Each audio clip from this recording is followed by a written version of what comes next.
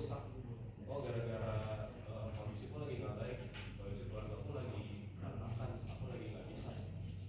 Atau kita langsung ke yes atau no, langsung ke ya aku yang salah, aku kurang lebih teliti lagi, aku kurang teliti, aku kurang beri yang terbaik lagi. Ini jadi ada tiga ya. Ada satu video boleh ditonton dari Instagram. Adi, Iko.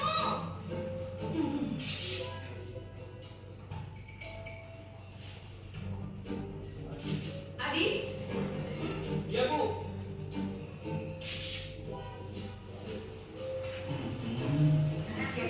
Iya sayang.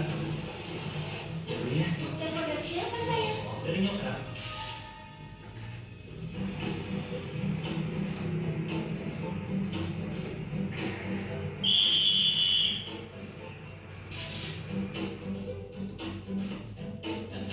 Bisa diatur, udah tahu kan?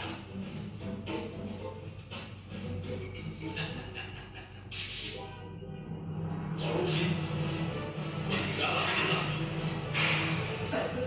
Tidak anti korupsi berarti pro korupsi.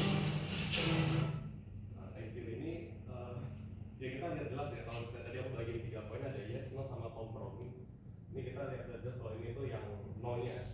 Ini yang udah jelas kalau kita nolak firman Tuhan.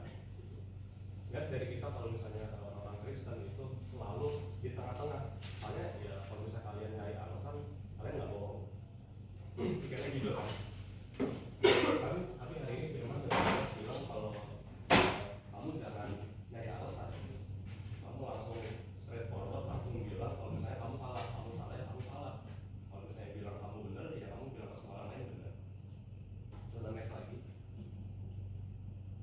karena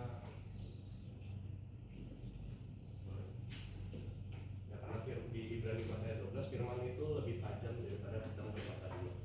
Mungkin hari ini bakal simpel aja gitu, firmannya bakal bilang tentang kejujuran. Saya pernah kepikiran nggak sih kalau emang firman nggak seboleh itu ya kalau kita tuh nyari alasan. Alasan kita memang valid kok, orang dari kenyataannya begitu. Memang kenyataannya aku lagi nggak enak badan. Memang kenyataannya ya tadi printerku lagi rusak. Tapi apa yang kamu langsung tanggepin itu dulu langsung. Kalau misalnya dulu tadi kamu misalnya kamu kenapa nggak kerjain PR-mu, kamu kenapa nggak bikin postermu, kamu bakal jawab langsung jujurnya yes atau kompromi dulu. Karena di level yang 2 sama 3 ini masih ada rata-rata banyak orang Kristen yang selalu kompromi. Saya memang iblis itu, iblis itu tugasnya gampang banget. Dia tuh nggak bisa bikin jalan baru. Yang dia bisa bikin adalah dia ngeliat jalan Kristus dibalikin aja. Sesimpel itu, tapi dampaknya berdampak banget gitu. Iblis memang pintarnya kayak gitu. Contoh yang paling pas buat dicontohin itu kita lagi ngomongin vape di sini.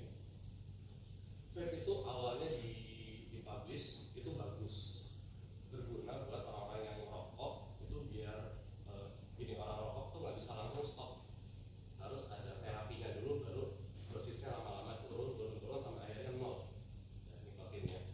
Nah itu namanya vape. Vape bertugas buat kalau misalnya orang-orang rokok yang kecanduan berat sama turun-turunin nikotinnya lama-lama jadi 0 sampai dia tuh udah nggak tergantung lagi sama rokok. Nah di zaman sekarang ya tinggal dibalik aja. Ini ada vape nih, keren. Kamu udah kayak merokok. Ya kalian mulai dari 0, mulai dari 1 malahan gitu kan sampai nanti kalian merokok. Tugas itu sebenarnya cuma gampang